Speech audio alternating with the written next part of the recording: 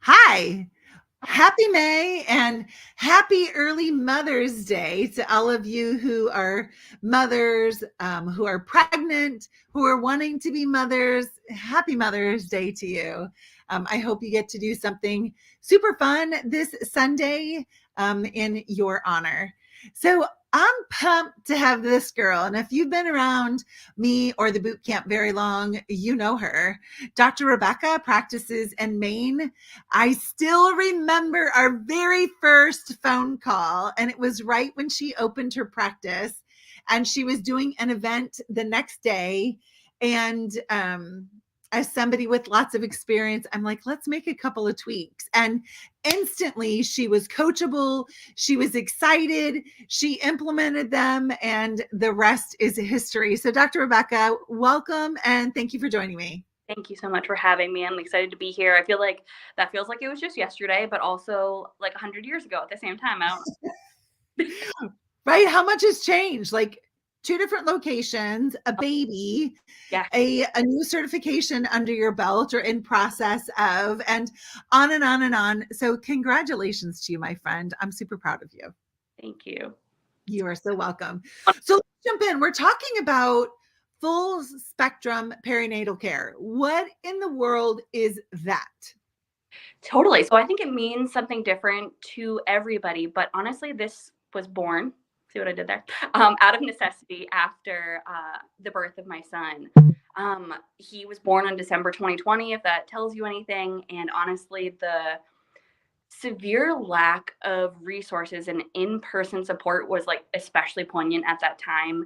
I felt really alone, as many moms do just in general, and then add COVID and all of that craziness on top of it. And I, like I said, was left feeling really alone and isolated. And I think that was a huge contributing factor to my eventual postpartum depression. Really open and honest about talking about that because I think that it's not talked about enough. And that really, like I said, kind of led me to want to create this kind of collective collaborative that I have going on now that I'm excited and really loving every minute of. So, as someone who has suffered from postpartum depression, um, what's the stigma around it? Like, why isn't there more conversation about it? I think there's a lot of stigma, to be honest. There's so much guilt and shame that is accompanied with being honest about, like, hey, I am crying every day. And, even though I, of course, love my son more than anything, like, I'm not feeling this intense, like, bonding, blissful newborn experience that I think is portrayed so much on social media and so much like passed down through generations, instead of saying, hey, this is really hard and I see you down there and you don't have to stay down there and we can work together to get you back out. Um, I think that's the biggest piece. And I think that is what prevents people from talking about it. And of course, there are so many other perinatal mood disorders that happen as well. And I think those, even more so than postpartum depression, get even less attention. Postpartum anxiety, postpartum psychosis, especially. And again, there's a lot of stigma that surrounds all of that as well. Um, so I haven't studied this like you have. Yeah. And I don't even remember when I was having kids, 20, well, Samson is going to be 28. Can't even believe it.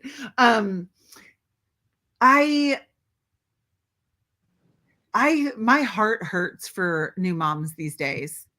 I think social media and the pressures of like, oh my gosh, you use that pack? Huh, Yeah. how could it be? Oh my gosh, you chose that pacifier? You're doing it that way? And maybe we were just dumb and young and we didn't know any better, but like no one knew. We just did things like a certain way. And so um my question is this. Is most postpartum depression linked to traumatic birth? No, not always. Okay, tell me more. That's one thing that so I'm sure we'll probably get into it, but my story does have an air of trauma, fun times, right?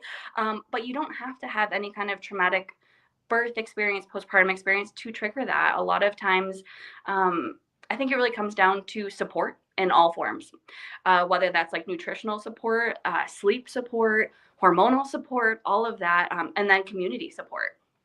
So if one or more of those areas are lacking, you are a little bit more predisposed to suffer from a perinatal mood disorder. And of course, my little asterisk here is I am also not a specialist. I'm just a mom that went through this and can support people through chiropractic, of course, and refer out to health services if somebody needs that as well. I think the pressure we put on ourselves, and with now all of the knowledge and all of the conversation about pregnancy and birth, it's really great, but I think it often puts so much in our heads as well of how things are supposed to go, how I'm supposed to feel about my child, how this birth is supposed to be, how the pregnancy is supposed to be, how my kid's supposed to be, for crying out loud, right? That it's almost like we do so much thinking, we forget to be in the moment. And be in our bodies, which is hard for most of us nowadays. And obviously, as in the chiropractic world, I feel like that's something we're constantly working on with our practice members, is feeling safe enough to be in our body so that we can heal. But so much of today's society is very dissociated. And I'm first to raise my hand that I suffer from that myself. And it's a constant thing that I'm working towards. I was going to say battle, but I don't want to say battle. It's something Yeah. I'm working with myself towards. So Yes, understanding and awareness. yeah. And for all of you who watch this now or watch this later, like, here's a tip from like Grammy. They all make it through. Yes. And you know what I used to tell my kids all the time? I'm going to screw this up. Totally. I know for sure I'm going to screw this up. This is my first rodeo. I haven't done motherhood before. I love you with an incredible intensity, and I'm still gonna screw it up. So all of you who are beating yourselves up, please just give yourselves some grace, because none of us are holding you to the standard, and your kids aren't either. And you know what? Maybe you screw it up. It's okay. Save some money for therapy. Squirrel it away early. Yeah. I remember one of my coaches said that he said that to his kids. Look, I've started your therapy fund. I'm going to screw this up, and your mom is too. And we got a therapy fund for you on the other end. And not to be crass about it, but let's just like take a breath and cut ourselves some slack, and our kids too. They've never been kidsy before either, and they're going to screw it up. So let's talk about, how are you using your own experience as a catalyst to grow your phenomenal brand and connection in your community? Totally. So like I said, it was born out of necessity and born from a lack that I felt. I'm so thankful, of course, for the providers and the resources that I did have throughout my pregnancy and my postpartum, but it felt like everybody was so separate.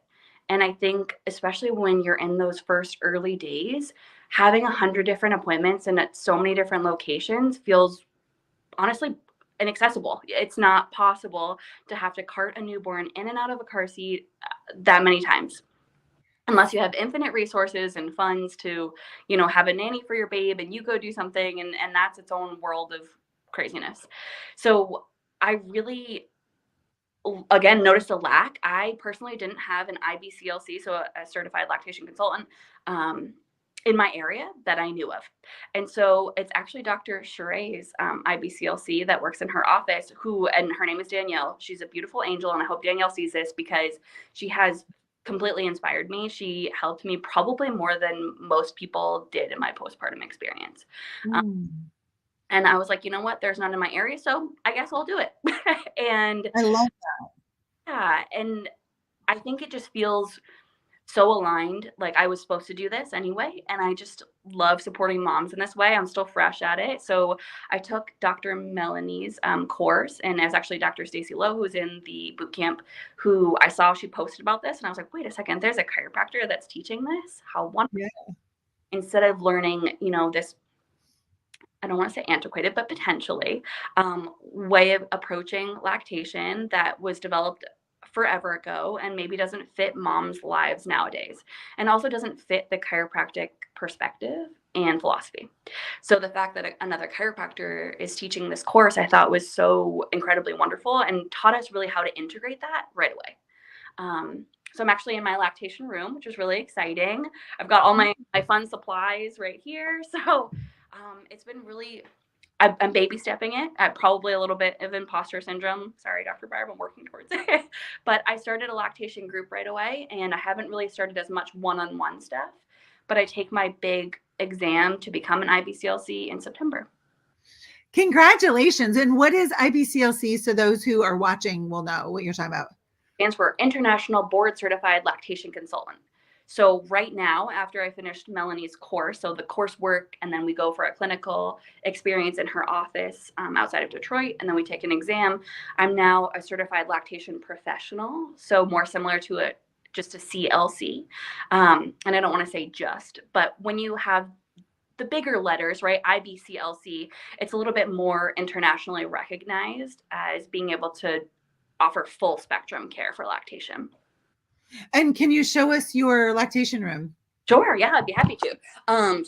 Okay, your quick tour around here. I wish I could turn it around, but I have every lactation pillow you could probably hope for. Some great. And tell us why. Yeah. Why do you have a collection of lactation pillows? Because everybody's body is totally different. I have a lot of moms in my practice that absolutely loved, there's a pillow called My Breast Friend. Personally, as more of a plus size woman, I did not like that. It didn't feel good for my body. Okay. So I have a collection for people to try out. And I think that's another big thing.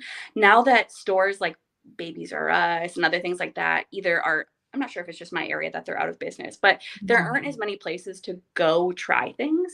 And so I encourage people, like, please come here and try things. I have different flanges to look at for pumps. We've got the ability to size, because everybody's nipple size is totally different. And what you want to go for a flange is different than what you want to go for a nipple shield, whether you size up or size down. There's just so much that goes into it, so many nuances that I think are really just unknown. And it's kind of one of those things that, you know, the vast majority of people are going and getting a breast pump through their insurance. It comes with 2 flange sizes typically, and most of the time that is actually not the right size for your body. But we aren't taught that. Nobody teaches us this. So I think really just that education piece and awareness that it's like, hey, we're all learning as we go. Nobody teaches you how to breastfeed. And especially in our more like crunchy chiropractic even community, we're told like breast is best. That's what we have to do. And if you don't, there is some stigma. And like we had mentioned, there's like a lot of dogma in the parenting world, right? Black, white, and there's no shades of gray allowed.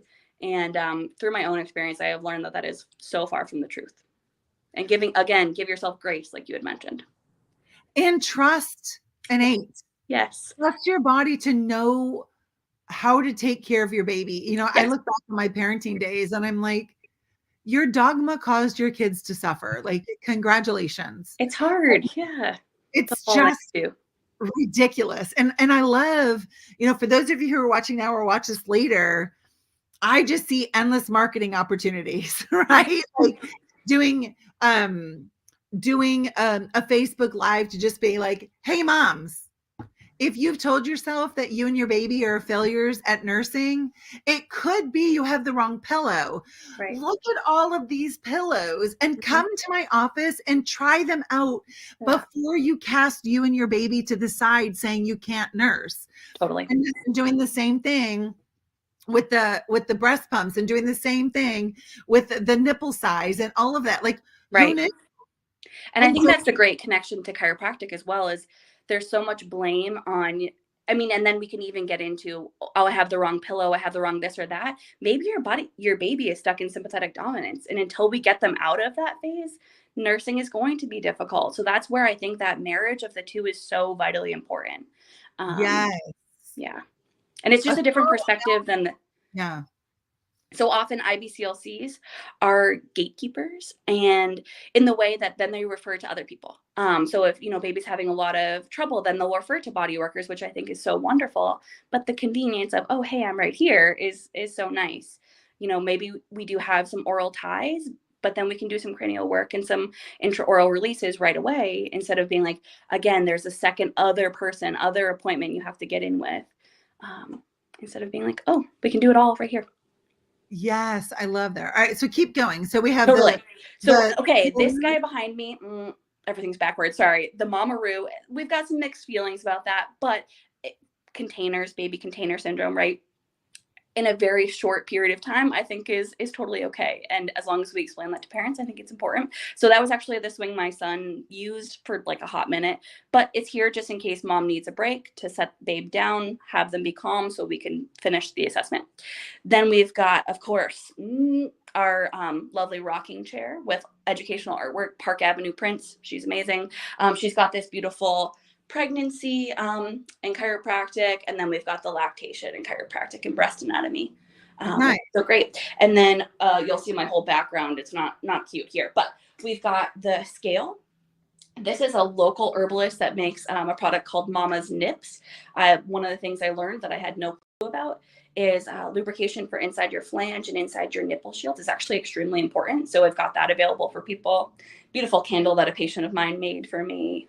This little dude right here shows us what the different belly sizes are. So when we feel like baby isn't getting enough milk, when they're a newborn, that top bead is the size of the baby's belly. So again, just having a picture for parents to say, hey, don't stress yourself out so much. There's biologically and anatomically, that's all we need. Yeah. And every baby and every mama are so different. And even like baby 2 is going to do things different than baby 1. And mama has different responsibilities and whatnot for baby 2. Like nursing didn't go well with Samson, but went like a dream with Micah. Right. I think some of it is necessity. Mm-hmm. Like chasing around a toddler, like she and I had to get it right because I had to take care of her brother too, right? So sometimes, the only thing that can ever get in our way is a thought believed, right? That I can't do it, you can't do it, this sucks, whatever. And certainly having full spectrum perinatal care where baby and mama together are being evaluated by an expert makes a huge difference, right? Like, right. How to evaluate and then how to really come alongside mama and baby to make a difference. So let's talk about the nonprofit you're involved in. Yes. So I'm really excited about this. I am the newest board member of a nonprofit called New Parent Care Packages. Again, I kind of alluded to my story ending in event, well, not ending. A blip in the middle was I really struggled with postpartum depression, like mightily struggled. And I think so often when we have a babe, we're gifted things like onesies, which is wonderful and such a thoughtful gesture. But when you're like in the trenches, having something to say you're not alone is so important. And I think so many of us as like perinatal chiropractors are often looking to gift something to our practice members when they do have that baby. And again, onesies are adorable, and especially if it has our clinic logo, I love it. But I think this gift really sets us apart as being those specialists in our community and says, you're not alone. And I specifically am here for you. So this gift, so I'll show you. It's actually a care package in a physical box. There are 3 different sections of it: nourish, cope, and connect. And the way that it's packaged, honestly, I was shook when I opened this and I was like, you can fit all of that in here. So when you first open it up, there is an info sheet all about the organization and the ways that you could become involved. And then as you go, there are different like little layers of tissue paper that get into these different sections. So the nourish section, there are some warming foods, right? Good soups with a good broth, oatmeal, things like that. In the cope section, there is a small little journal with some colored pencils to do some coloring. There's a fidget that are actually individually handmade. They're little hearts that have a marble inside that you can fidget with while you are nursing or if you're having a hard time. And then that connect piece. So no matter where you are in the United States, whoever receives your care package would be able to attend an online yoga class. They would be connected with any mental health resources that they would need. And the way that the organization works is there's 3 different pillars of how you can get involved. Number 1, pure donation. In our local area, so I'm, again, as Dr. Barbara mentioned, I'm in Maine. In the New Hampshire, Maine area, they are donated to different hospitals and parental like resource centers for parents that are in need. And the premise is to get these boxes to people before there's a problem. Again, know that they have support. That way that we're kind of connecting and supporting that whole family. Because as many of us know, especially with Mother's Day coming up, if mom's not doing great, the whole family is having a hard time. Yeah. The other pillar of this organization is buy a box, give a box. So if one mama that's about to give birth or is freshly postpartum, you can buy a box for her, and then we donate one in their name, which I think is so, or your name. And then finally, for us as chiropractors, I think the huge benefit is that we have a wholesale program. So the wholesale go in increments of 4, and the boxes end up being about $25 a piece. And during that really is what funds us to be able to donate boxes to these other shelters and local places. And it That's makes a awesome. wonderful gift for your practice members. And how are you seeing it provide value for your practice members and your community? Totally. Like I mentioned, we get inundated with things, whether it's from your registry or not. People want to give you a gift, which I think is wonderful to let you know that they're thinking of you. But how much of that is useful, right? How much of that is going to sit in the closet in your nursery and never ever be used? This is all stuff that you can open up and use right away. And another great thing that I think is wonderful, when you open it up and it says, hey, if there's something in here that doesn't resonate with you, no problem. Please donate it to another mom or pass it along. And again, for us as chiropractors, I think it could be a really great patient retention tool to say, I know you've had this baby, and how often has it happened to us, right? Unless we are in the boot camp. They have a baby and life gets crazy. We're in the insanity of postpartum. When are we going to see that mom and or babe again, unless we're really good about seeing the benefits of chiropractic care? This is a great way to send it to them and say, hey, you're on my mind. I fully support you. It's something that I've really enjoyed providing my practice members with. I love that. In your lactation room, does a mama come in before she gives birth to try things on? Yes. Yeah. So we do prenatal visits as well, where we can use, again, the sizing and say, hey, which flange size do you need? Did it come with your pump? And if not, we could, get you something that does work. What questions do you have? What I see so often is if they're going the hospital birth route, basically it's like, oh yeah, bring your pump to the hospital. I'm like, oh my God, please don't pump yet if you don't need to. I mean, I guess it's good to have on hand, but I don't know if you've ever heard of like something called triple feeding before. It is Nope. very involved, in my personal opinion, mostly unnecessary way of trying to bring in your milk supply, but then we create an oversupply. And then we can lead down this just like in chiropractic, it's a cascade of junk that happens, right? We can get ourselves more predisposed to things like clogs. If letdown's real forceful, that can be hard for a baby. So I really advocate for like less is more, right? Let's work with our body instead of against our body.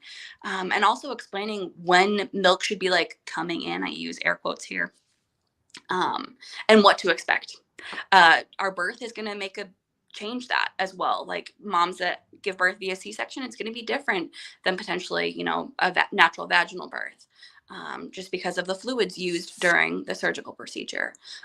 So often, moms that do give birth via C-section might get really discouraged. Like, oh, my milk didn't come in. I wasn't able to breastfeed. It's like, no, it didn't come in yet, because we're working against this fluid and the anesthesia and all of that. That's so interesting of, yet. Yeah. Like your body still has the ability. Let's figure out Right. what's stopping it, because we know you have the ability. Right. And it's something so interesting.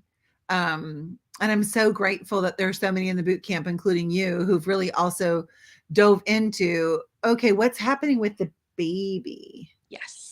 Right? Because it's not just mama, it's also like we're a team here, just like birth. Like, Right. I wish I had known. So any of you who are pregnant, here are the 2 things Dr. Barb wishes she had known before I went into birth. Like, number 1, it's supposed to hurt. I mean, as silly as that sounds, and I've told this story 100 times. It involves Lauren Klum and Dana Cavell Klum. And Lauren was in labor and Dana got there and she's like, how you doing? She's like, it's just so it's so painful. And Dana was like, it's kind of supposed to be like, lean into it. And something went off in Lauren's mind of, Oh my god. duh, lean into the pain, right? Where I just fought it. Right. Like, it's painful. I don't want to have this experience. But if it had been instead like, all right, baby, we got this. It's going to hurt and we're going to make it through on the other side. Like, oh, so it would be like this Right. instead of this. And Right. let's face it, this during birth is way better, right? And then also just seeing in nursing that it's a process. Neither mom or baby have done it before, but like, we can do this together. So those of you who are struggling that, here's my first comment. Put your phone down. Yeah, it's true. Put your Yep. phone down. Mhm. Oh, Chelsea said, I love that you became a IBCLC. I would love to do that and nerd out on that. Go you. Like, nerd. Key word for Chelsea, nerd out. Totally. Right? um, um, I can't remember. It was probably Dr. Sheree that shared this with me. And I'm going to say it on this broadcast. You already know this, but in case somebody doesn't know, that oxytocin is released for mom and baby when you have eye contact when you're nursing. Yep. So if your baby's nursing and you're on the phone or you're doing something else, it will be a struggle. Mm-hmm. It's just the design of the system. It's supposed to be a struggle. So, these are great tools, but they're tools. Right. And it's a tool that isn't meant for that connection. Mm-hmm. And we talk about dissociation. The best way to dissociate, hop on your phone the whole day. Yeah. So that connection to be in your body, to respond to your baby's cues, it's definitely limited by that kind of technology, unfortunately. Yeah. And it's not good for us and it's not good for baby. So, Rebecca, as we wrap this up, what final words do you want to offer to those who are looking in the direction of being a full spectrum perinatal care office? I think, honestly, looking to your own personal experience is probably the most helpful tool. And if you haven't had that experience, talk to people that have. What would you, I'm talking to you, Dr. Barb, right? What would you have wanted with your, with Micah and Samson? Like, what would you have needed? A one-stop shop? And if that's not what you wanted, no problem. If your community doesn't need that, what does your community need? So you always talk about like hacking social proof and like relying on your audience and just ask the questions. And people are really vocal, especially in this community, are really vocal about what they need, especially if they've had a hard go of it. I love that. Like, you don't have to make it up. Just listen to people. Experience. Yeah. And that's great advice. What do you wish you had to make the process easier? Even if you're in the middle of it now, solve your challenges publicly. All of you who are in the boot camp or know me well know that I'm a huge fan of solve your challenges publicly, whether it's, figure out nursing or it's parenting or it's marriage or it's single life or whatever, solve it publicly, because what you do is you attract those same people into your life and you journey through life together. And I think it's such a beautiful thing. And borrowing from Garrett Gunderson's words, he says, win on the buy. When we solve our challenges publicly, we win on the buy, meaning that even if no one showed up, even if no one learned that from you, that you're learning and winning on the buy, on just putting it together, you're winning. And so it's just such a beautiful, it's a friendly experience of life when we solve our challenges publicly and focus on winning on the buy. And that's exactly what you're doing and what you've done, whether consciously or unconsciously, in the full spectrum perinatal care. And if you're not a boot camper, use that link and let's talk. Like, you're seeing boot campers respond, and Dr. Rebecca is a boot camper, and it's really just such a beautiful collection of people who've come together to say, I see you, I want to help you, and I want to be seen myself. It's not cookie cutter. It's not one size fits all. There's many styles of practice, practices in the boot camp as there are chiropractors, because that's how we honor innate intelligence of maximum expression of each of our lives. So if you and I haven't spoken or haven't spoken recently, use that link, please, and let's jump on a call. So Dr. Rebecca, any last minute words you want to share with our audience? I just want to say thank you for listening. I appreciate everybody that has hopped on the call, and thank you to Dr. Barbara. And also, like you had mentioned, just give yourself grace in all aspects of life, whether you're walking through parenthood right now or not. There's so much dogma everywhere, that black versus white, and just embrace those shades of gray. That's where people need us anyway. Yes, be gracious to yourself, and in so doing, you'll find that grace spills over to other people. I just had something I wanted to say to you, and here's something I love about our tribe. So literally, this Facebook Live is happening because Dr. Rebecca sent me a text yesterday at 6:30 in the morning, my time, because I live in Alaska and Rebecca lives in Maine. We're about as far apart as, actually, I think as far apart as you can get. And she just said, I would love to be included in the next round and speak about full spectrum perinatal care. Basically, I have figured these things out for myself and I want to help others. And it's so cool. Like, that is how our tribe is. And Sarah Perry did the same thing this week and was like, hey, I've learned these things about pregnancy and practice, and I want to share them with others. So if you're a boot camper and you have something that's on your heart that is going to make a difference in other people's lives, let me know. And Dr. Rebecca, thank you for leading the way. Of course. Thank you. You are so welcome. So to all of you, God bless you.